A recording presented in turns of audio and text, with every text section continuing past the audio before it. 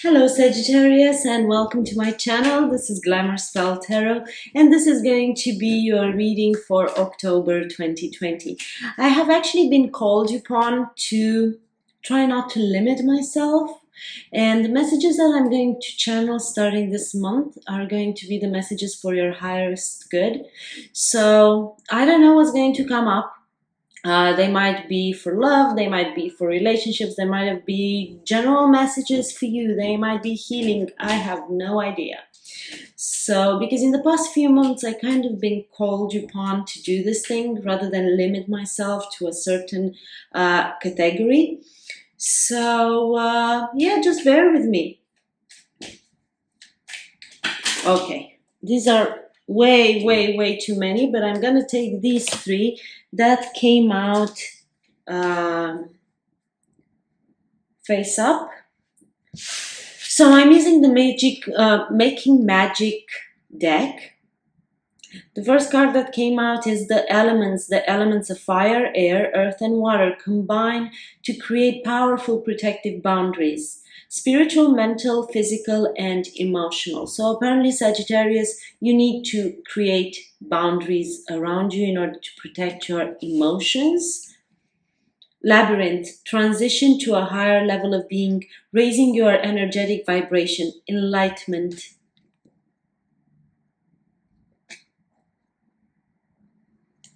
Philosopher's Stone, powerful manifestation of wishes and goals by harnessing universal energy. There you go. So we'll have the explanation of all of this in a few, and I need to combine them with the tarot so I get a more clear message. Oh, wow, okay. Powerful manifestation of wishes and goals by harnessing universal energy. It's funny because the two Sagittarius that I spoke today with, actually, they were both manifesting something. Hi, Jay. If we just spoke about that, I'm sorry, the cards flew out. So, Jay is a very good friend of mine, and she's a Sagittarius. Okay, so the first card that came out is Rada, 7. This is the 7 of air, Erzuli Freda Dahomi. So what you guys will figure out is that this messages from the New Orleans Voodoo Tarot, they follow it and they don't follow the meanings of the Raiders Waite Tarot. So, wow, Aizan. This to me is very much like the Empress card.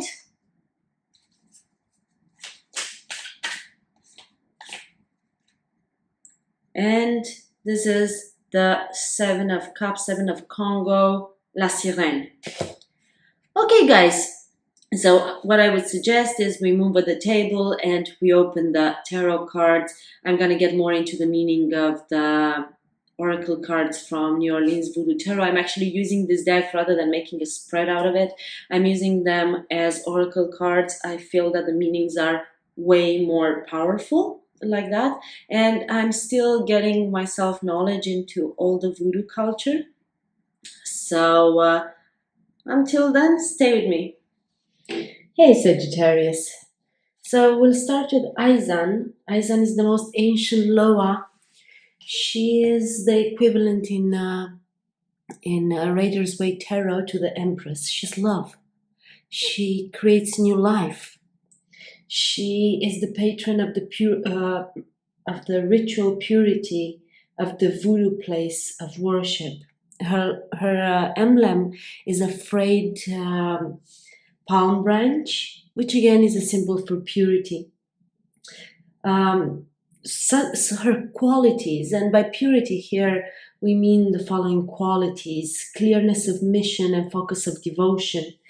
Now this frayed palm branch can be understood as a mask or filter through which the new initiate perceives the world.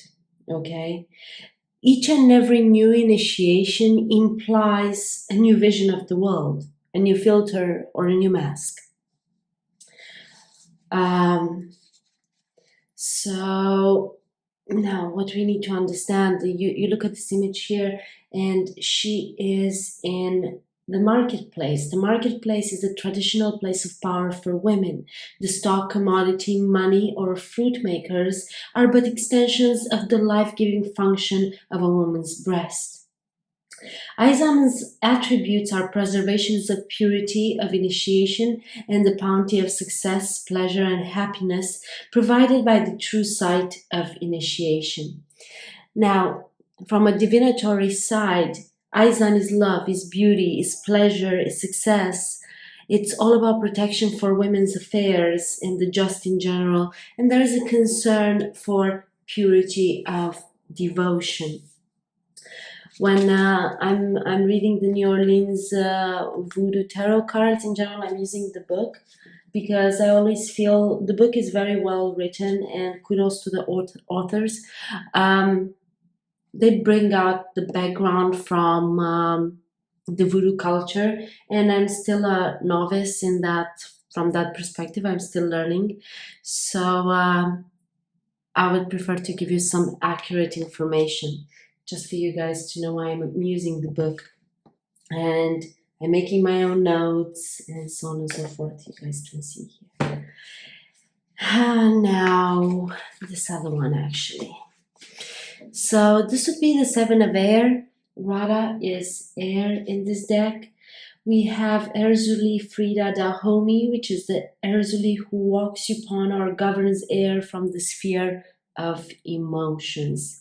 We have two mirrors, two reflecting mirrors in the card, which are a representation of the transitory and air-shifting, airy nature of emotions.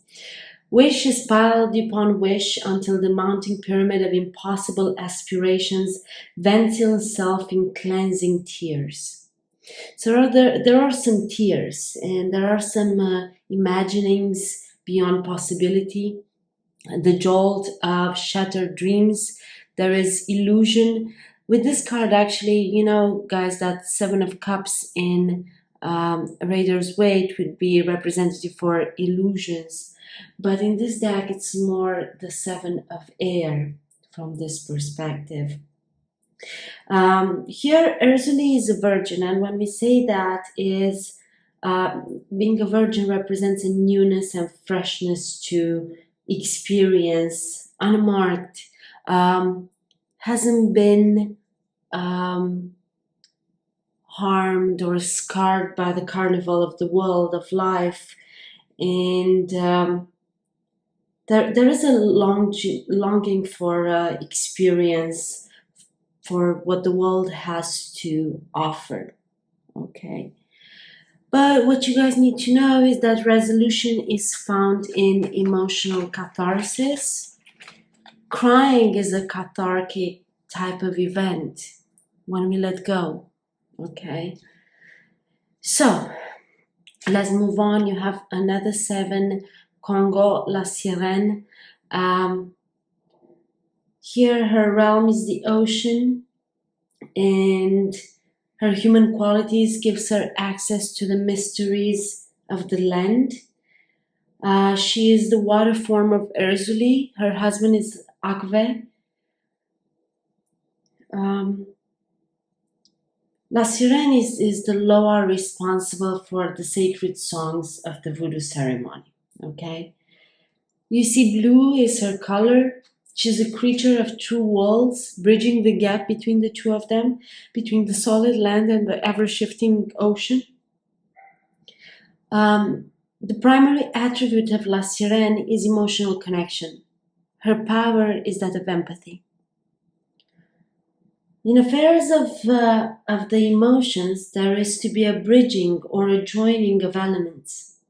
A marriage is the most obvious manifestation, whether the elements of the marriage are two people or a bringing together of ways in which the world is being perceived. The siren song of deception causing one to forget his or her will. This is interesting because there is manifestation here and wishes upon wishes. There is love here. There is marriage here. And then we had the Philosopher's Stone, powerful manifestation of wishes and goals by harnessing universal energy. This is beautiful. Let's move on to the tarot here. And I'm using the Marigold Tarot by Amrit Brar. 8 of Wands. Well, this is beautiful energy to start the reading with. You know, some readers call this the arrows of Cupid. These are events that are happening very fast, fast action. I feel, Sagittarius, that you are receiving a message of love that you haven't been expecting. You weren't expecting this to happen in any way. And this is coming towards you. This is coming towards you extremely, extremely fast. This is very interesting. Let's see what this message of love is going to be about. Well, it's about love, but trying to figure out more details out of it. I told you it's going to be about love, this reading. I've seen the cards from the New Orleans Voodoo Tarot. I was sure it's going to be about love. The Magician, manifesting. You are manifesting something, Sagittarius. And it's like it's so... So Erzuli Freda Dahomey is all about wishes and wishes and wishes, right? Then you have the Philosopher's Stone here. Powerful manifestation of wishes and goals by harnessing universal energy. And then you have the Magician. Maybe you are manifesting these messages of love. Maybe you are manifesting for someone to come forward and express what they feel, how they feel. But with the Magician, always someone is taking action. I think a little bit later this month we are going to have Mercury retrograde, but you have to check exactly the dates. Don't panic. Every year we go through 2 or 3 Mercury retrogrades, so it's not a big deal. But in general, Mercury retrograde asks from us to look into the past and try to deal with unresolved issues. That's why no one likes Mercury retrograde. All of us, we want things to resolve themselves in a magical way, you know?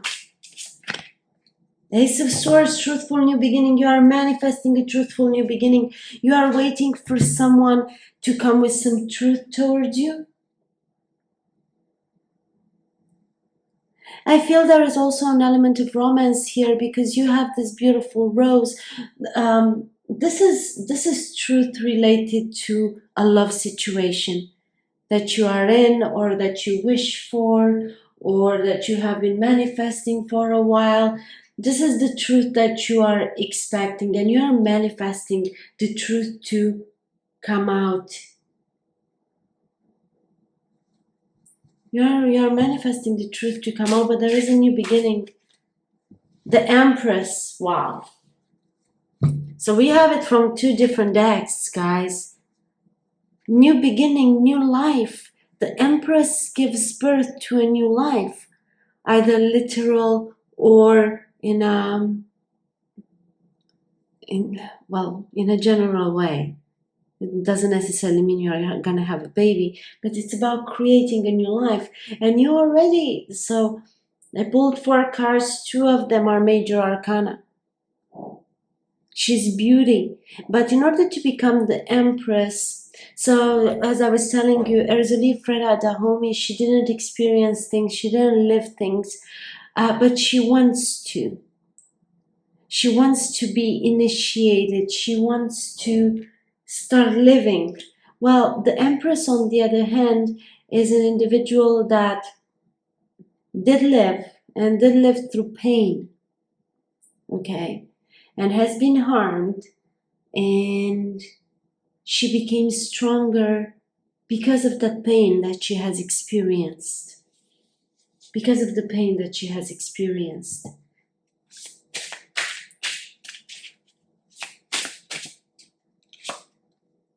Five of Swords. 5 of Swords. There has been conflict, there has been disappointment, there has been deceit, there has been backstabbing, This is how the Empress actually becomes the Empress, because she went through all of these negative experiences and she has dealt with them, and she came on top.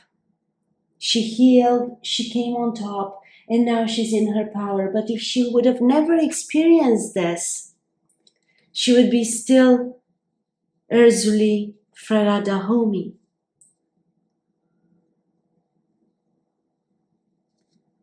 Now let's continue. If you guys hear me trying to gasp for air, is because the allergies have been acting out weird. I don't know when they are gonna go. I'm still taking on and off meds. I don't like to be on 1,000 million meds, to be honest. Yeah, I don't enjoy it. But I'm fine for a couple of days, and then I'm not fine again. So, a lot of wands energy here, a lot of fire energy. So, first card that I pulled out was the Nine of Wands. This is the wounded warrior, someone who has been fighting for their wishes, for their desires, for the things that make them happy, for their passions, for their beliefs, for the things that they believe in. Okay? And the battle wasn't easy. It wasn't an easy battle. But, you came on top. You came out victorious of all of this. And in your power, and you have people envying you. You have people that envy you because the Queen of Wands is that individual that enters a room and the room brightens up and turns heads left, right, and center, and everyone wants to be like this individual. She's passionate. She knows what makes her happy. And she's chasing that happiness. You see this sunflower here? I feel that all of the battles that you have been through were basically to achieve happiness. All your battles were in order to achieve this happiness. Wow, I pulled a bunch. Wow.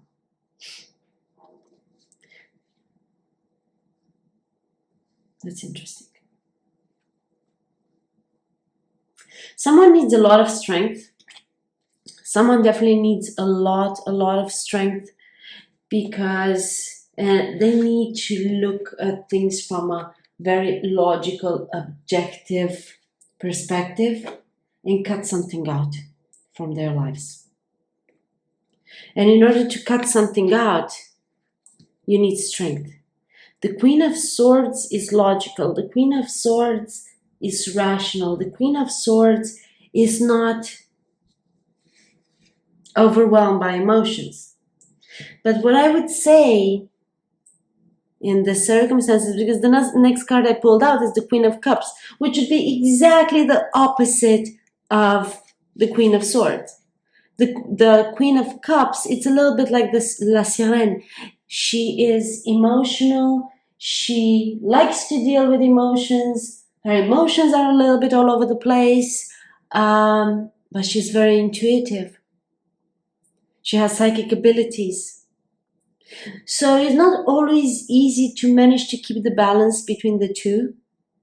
The Queen of Cups has a lot of love to offer, but she doesn't want to offer it unless she receives the truth and unless she receives a very stable offer. Else she holds back and she's ready to cut out whomever she's dealing with out of her life, because she wants truth and she wants stability. She's not ready to take anything else. So that there is you have three queens, very strong feminine energy, and you have the Empress, very strong feminine energy. This could be about you or someone that you are dealing with. Guys, please keep in mind that the energies can be interchangeable or vice versa. So make sure to use common sense and apply to your situation. Yeah, this Empress is not going to accept anything else but the truth and stability for this new beginning. Because she has been doing the work and she became very strong and she went to the battles and she came out victorious and she decided what is important for her, what she's passionate about, what she's ready to follow, what's worth her energy, her time, her space. And unless it's truthful and unless it's truly emotionally connected, she's not going to take it. The Empress doesn't take bullshit from anyone. Wow. Wow.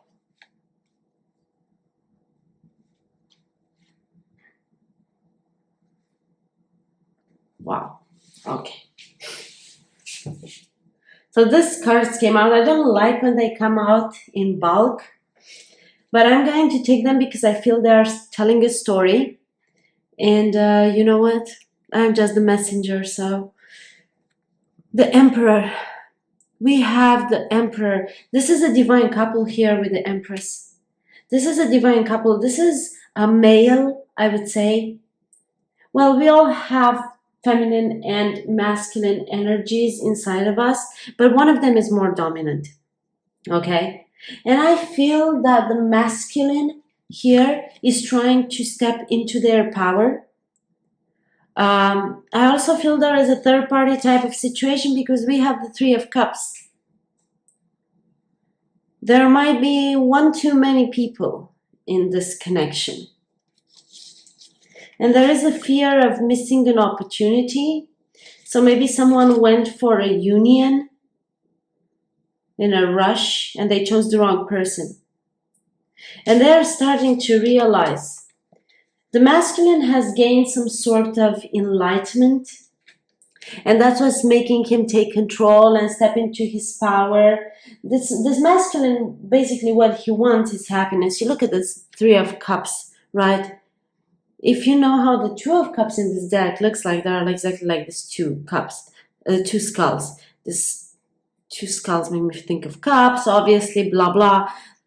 Two cups pouring into one, two becoming one, okay? Unity, coming into union. Well, this is what, there has been a celebration, maybe a celebration of a union. But still there is a sense of missing out on an opportunity. If someone has been rushing into something without thinking too much and without gaining this enlightenment, someone feels like they're missing out on an opportunity. And there is an element of boredom. There is an element of boredom.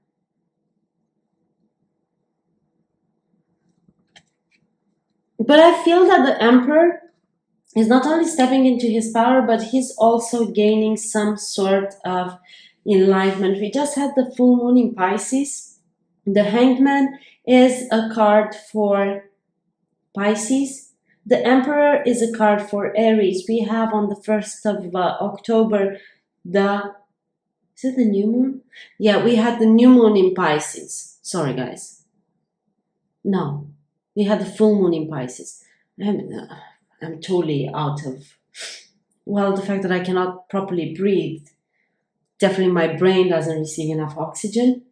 So we had the full moon in Pisces. So we have it here with the Hangman. I feel that the masculine got some sort of enlightenment around that full moon. But now he's taking with this full moon in Aries, 1st of October, he is taking control of his life and he's feeling that he's missing out on an opportunity. He's definitely feeling that he's missing out on an opportunity. It's like a little bit is now or never type of situation. Okay.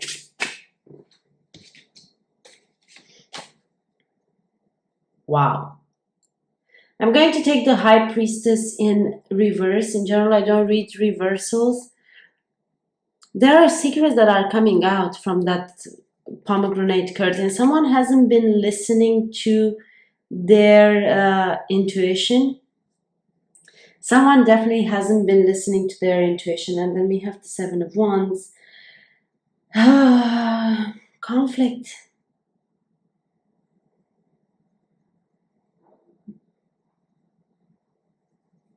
Something has been happening after this victory. Something has been happening.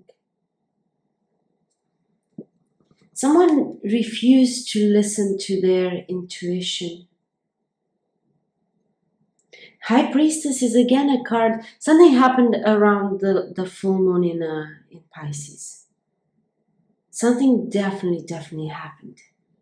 Someone is ready to fight.